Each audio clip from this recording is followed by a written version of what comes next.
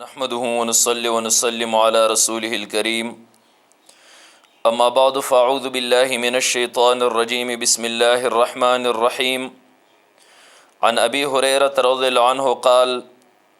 قال رسول الله صلى الله عليه وآله وسلم أعطيت أمتي 5 خصال في رمضان لم تعطهن أمة قبلهم. دا د نبی علیہ الصلوۃ والسلام یو روایت ته او په دې روایت کې امت محمدی صلی الله علیه و آله وسلم خصوصیات بیانېږي چې د نبی علیہ الصلوۃ والسلام امت ته الله تعالی 15 سيزونه ورکړو، 15 خصوصیات ته چې د رسول الله صلی الله علیه وسلم د امت نمخ کې چاله نه ورکړې شوی. دغه هغه 15 خصوصیات بیانېږي. د حضرت ابو هريره رضی الله تعالی عنہ روایت ته قال دے فرمائے قال رسول اللہ صلی اللہ علیہ وآلہ وسلم نبی علیہ الصلوۃ والسلام فرمائل اوتیت امتی 5 خصال فی رمضان، زما امت تا 15 خصوصیات پر رمضان مبارک ورکړې شوی دي لم تعطهن امه قبلهم، چې د دې امت نه مخکې چا امت تا 15 خصوصیات نه دي ورکړې شوی. هغه کې نمبر 1 داره خلوف فم الصائم اطيب عند الله من ريح المسك، چې د روزدار د خلی بدبوئی د الله په نسبانه د مشکو د خوشبوئی نه زیاته خوخره. کله چې انسان روزه و نسیاو درې انسان معده خالی شي او د دین کم بدبوئی راخیږي، نو دغه بدبوئی د الله په نسبانه د مشکو د خوشبوئی نه زیاته هغه بهتر ده. دلته یو اصل مسله چې د انسان د روزدار د خلی بدبوئی د الله په نسبت د مشکو د خوشبوئی نه زیاته بهتر ده. نو بیا روزه کې مسواک وهل دا د انسان د پاره څنګه دی، یعنی روزدار مسواک وهل شي او کني شواله. نو په دې کې علماء مختلف اقوال دي. بعض علماء وي چې سحر ټیم کې وهل شي د ورځې په اول کې او د زوال نو وروسته بیا مسواک موها، ذکرار خلی بدبوئی ختمي. او د بعض علماء قول داره چې مسواک وهل شي د ماسپخین نو وروسته خو وچ مسواک وهل شي لون مسواک نشي استعمالوله. او بعض علماء دا وایي چې د مازیګر نه اخوا بیا مسواک موها پرې سره د خلی بدبوئی ختميږي. خو امام ابو حنیفه رحمت الله علیه او دغه شانتی نور زیات اهل علم حضرات هغه چې رمضان مبارکي د ورځې مسواک اول وخت کې هم والا شي او اخر وخت کې هم والا شي، کوچ مسواک او کلون مسواک دې کې څه فرق نشته. ځکه چې د انسان د خلی نه کوم بدبوئی خيږي، نو دا د انسان د خلی بدبوئی نه بلکې دا د انسان معده چې کله خالص او دا غینه بدبوئی راخیږي، نو دا هغه د په مسواک سره نه زیل کیږي. مسواک سره صرف د خلی بدبوئی زیل کیږي او دغه چې د الله په نسبت د مشکو نه زیاته بهتره د هغه د انسان د معدې نه راخیږي چې مسواک والو سره غیبانه فرق نه پریوزي. دې کې مشهور تابعی حضرت عبدالرحمن ابن غنم رحمت الله علیه هغه یو تفصیلی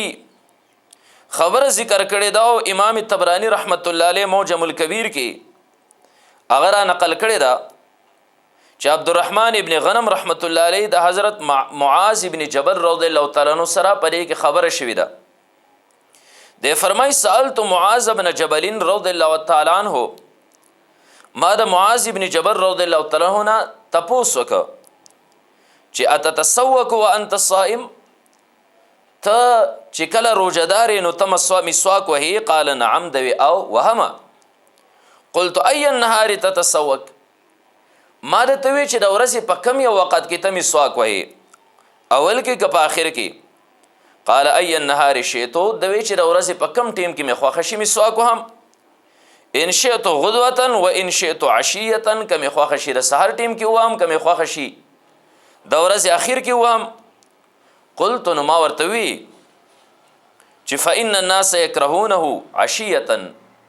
خلق خوی د ماسپخین نه اخو عین د ورځې په اخر کې بدګنی مسواک وال. قال ولما، دوی دا ولی؟ قلت نو ما ورته وی چې یقولون، دا خلق وی چې ان رسول الله صلی الله علیه وسلم قال، نبی علیہ الصلوۃ والسلام فرمایلی دي چې لخلوف فم الصائب اطيب عند الله من ريح المسك، چې د روزدار د خلی بدبوی د الله په نسبانه د مشکو د خوشبوئی نه زیاته بهتره ده. نو پرې وجه خلق بدګنی چې مسپخین نه اخوار انسان په خله کې بدبوی پیدا شنو دا پرې باندې زایلیږي. نو فقال سبحان الله، حضرت معاذ ابن جبل رضی الله تعالی عنہ فرمایي سبحان الله لقد امرهم رسول الله صلی الله علیه وسلم بالسواک حين امرهم وهو يعلم انه لا بد ان يكون بفم الصائم خلوف وان استاك. نبی علیہ الصلوۃ والسلام حکم کړی د مسواک وهلو، او سټیم چې نبی علیہ الصلوۃ والسلام د مسواک وهلو حکم کوي رسول الله مبارک ته پته وا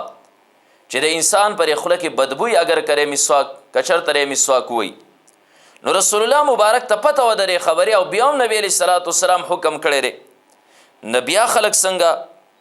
هغه دا بدګنی، او ګور بیا مخکې فرمای وما كان بالذي يأمرهم اينتنوا افاهم عمدا. پیغمبر علیہ الصلوۃ والسلام خلق ترا حکم نه کو چې تاسو قصدن عمدن خپل خلی بدبوئی کوي، د مسواک مو خپل خلی په قص باندې او قصدن عمدن بدبوئی کوي، ځکه ما فی ذلک من الخير شیء بل فيه شر، ځکه پرې کې ایس خیر نشته چې قصدن عمدن سره خله بدبوئی کوي بلکې پرې کې شر دی. نو ردی تفصیل نه پته ولګی را چې مسواک دا انسان وهلی شي د ورځې په اول کې هم د ورځې په آخر کې هم. خو دې روایت کې چې کوم ذکر شو د خولې د بدبوئی، نو دا د معدې د خالیوالي د وجې هغه بدبوئی ده. نو نمبر 1 دا چې پیغمبر علیه الصلوۃ والسلام فرمیل چې خلوف فم الصائب اطيب عند الله من ريح المسك. وړومبه خصوصیت زما د امت داره چې د دې روزدار د خولې بدبوئی د الله په نسبانه د مشک د خوشبوئی نه زیاته بهتره ده. دویم نمبر وتستغفر لهم الحيتان حتى يفطروا، او د دې روزدار د پاره د سمندر د کبانو میانو پوري دا استغفار غواړي، سمندر په یخ کې ورله میانو استغفار غواړي حتی یفطروا، تر دې پوري چې دا روزدار روزه ماته کی، یعنی د روزې د ابتدا نه والا تر روزه ماته پوري دا د دیو د پاره میانو استغفار غواړي. او دریم نمبر ويزين الله عز وجل كل يوم جنته. دریم خصوصیت د امت داره چې الله تعالی دا هر ورځ جنت چیرې نو دا مزین کوي، خیسته کوي. الله په خپل باندې د دې روزدار د پاره هغه جنت خیسته کوي، ځکه د دې روزدار د الله په نسبانه ډیر زیات لوی درجه را. او کله چې یو انسان هغه دوست راځي چې دا غستا په نسبانه لوی درجه، نو انسان خپل مهمان خانه دا مزین کی، کټونو باندې بستری خوري کی، هغه باندې کټ صادری خواره کی، نور صوفه وغیرہ برابر کی، زی صفا کی، ځکه چې ستا یو اهم ملمر رواني. نو د دې روزدار د الله په نسبانه ډیره لوی مرتبه ده، نو ځکه الله تعالی د دې روزدارو د پاره روزانه جنت مزین کوي. او ثم یقول دا غین ورسته الله فرمای یوشک عبادی الصالحون،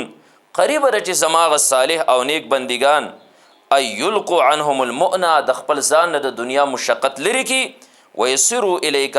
ويسروا الیک او جنت استا طرف تراش. دا جنت الله تعالی خطاب فرمای کله چې الله تعالی دا جنت مزین کی. او سلورم نمبر خصوصیت وتصفر فيه مردة الشیاطین، او په دې روزه کې رمضان کې سرکش شیطانان دا تړلې کیږي. دغه جبرائیل علیه السلام ته حکم وشي چې د زنجیرانو کې بندیوان کا او سمندر ته ورواچوا، نو وتصفر فيه مردة الشیاطین. دلته کې انسان ذهن ته یو اعتراض راتلی شي چې کله سرکش شیطانان وتړلی شي، نو بیا عام منګه ګورو چې رمضان مبارک کې هم ډیر خلک جرمونه کوي او ګناهونه کوي، بیا د دې وجه او سبب څه کیدی شي؟ نو د دې علماو مختلف جوابونه کړي دي. اوله خبره دا چې دا د هغه انسان خصوصیت دی، د هغه روزدار چې د روزو د شرایط او د آداب رعایت ساتي. کچرته د دې چې کم شرایط دي د روزې او آداب دي د هغې رعایت ساته، نو دا خصوصیت د دغه انسان دی. او کچرته کې د دې رعایت نه ساته، نو بیا د هغه انسان خصوصیت دا نه دی. یو جواب دا ورکړی شوی دی. او دویم نمبر جواب علماو دا ورکړی شوی چې روایت کې مردة الشیاطین د دې تذکره وشوه، سرکش شیطانانو ذکر وشو، نو کیدای شي غیر سرکشه دا په رمضان مبارک کې کولاوي. خو که یو انسان بیا دا وایي چې شیطان کې غیر سرکشه نشتی بلکې شیطان چې هغه سرکشه دی او دوم دغه شانتي نو بیا د دې وجه سره چې د انسان نه ګناهونه هغه صادریږي نو بیا علماو د هغې دا جواب کړی دی چې بیا د ګناه کولو مختلف اسباب دي کیدای شي چې د انسان کم ګناه کوي او جرم کوي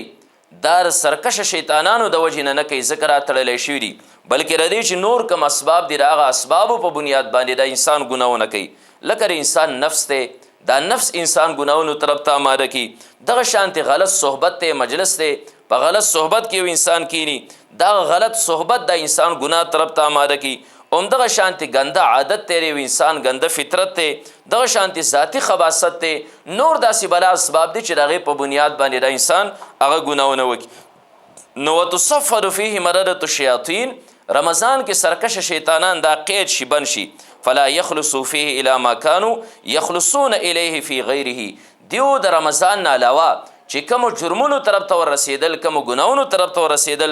رمضان کې هغه ګناهونو طرف ته نشي ورسېدلی ځکه را بندیوان دي او بل خصوصیت اخرنی 5 نمبر ویغفر لهم فی آخر لیلة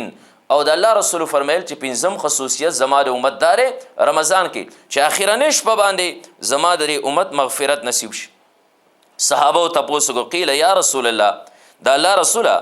اهي لیلة القدر آیا دغه شپه د لیلة القدر شپه د قدر شپه ده چې دا د خلکو مغفرت پرې کې نصیب شي قال نبی علیہ السلام فرمایل نه دا د لیلة القدر کې د یو مغفرت نه بلکې ولکن العامل انما یوفى اجره اذا قضى عمله بلکې اصول دادي قاعده دادا ولکن العامل لیکن عامل او مزدور انما یوفى اجره اذا قضى عمله دله پوره اجر ورکولی شي کله چې خپل هغه عمل سرته ورورسي په کم کار باندې دی مقرر شوی دی هغه کار دی سرته ورورسي نو دته پوره مزدوري ورمیلاویږي همدغه شانتې الله د دې امت په ذمه باندې یو مزدوري لګولې وه یوه ډیوټي لګولې وه چې هغه د ورځې روژې وي د شپې چې دی نو قیام او عبادت دا دی خپل سرته ورورسو نو اخرنۍ شپه باندې د یو مغفرت چې دی نو دا نصیب شي نو دا 5 خصوصیات په دې روایت کې د نبی علیہ الصلوۃ والسلام امت له ورکړی شوي د رسول الله مبارک د امت نه مخکې دا بل امت ته نه دي ورکړی شوي الله دې د دغې خصوصیات او د کم انعامات چې په دې کې ذکر شول د هغې دې الله تعالی موږ او تاسو ټول مستحقین وګرځوي و آخر دعوانا ان الحمد لله رب العالمین